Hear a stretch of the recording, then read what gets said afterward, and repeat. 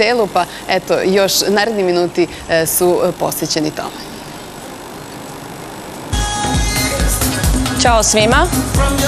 Danas ćemo raditi kružni trening, znači radit ćemo nekoliko vežbica u tom jednom bloku, tačnije 2 bloka po 3 vežbica. Ajmo devojke, krenimo, iskoraci unazad, desnom nogom, može, idemo lagano, jedna pa druga noga.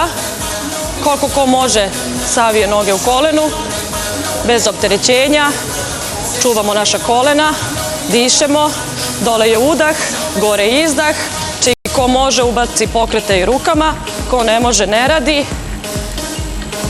Idemo još jedan, odlično, malo noge opustimo, telo je u pretklonu, kolena blago savijena, podignemo laktove visoko i vežba za aktivaciju mišića, triceps, brahi, izdah, udah, odlično, idemo još 4, 3, još 2, još 1, odlično, opustimo.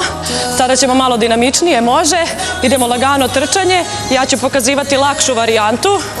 Ko ne može da trči, savija lagano noge unazad. Eto, odlično, super. Opustimo. Idemo sada običan čučanj, lagano. I gore. Možemo ubaciti pokrete rukama. Također i sa strane. Ja pokazujem lagano. Devojke već rade, znači težu varijantu. Idemo udah, izdah, gde je napor, tu je uvek izdah. Idemo još jednom. Odlično, super. Hajmo sada malo za aktivaciju bicepsa. Šake unazad, rotacija podlaktice. Izdah, udah, lagano, kolena blago savijena, telo u pretklonu.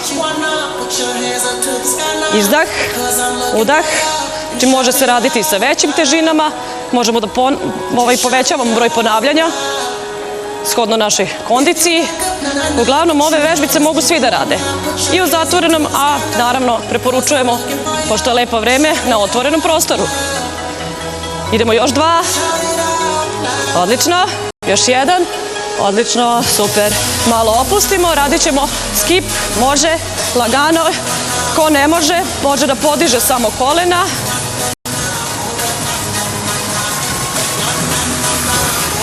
Odlično, lagano, odlično, stajemo, lagano, step. Hvala vam, to bi bilo sve. I eto vidite kako se vežba.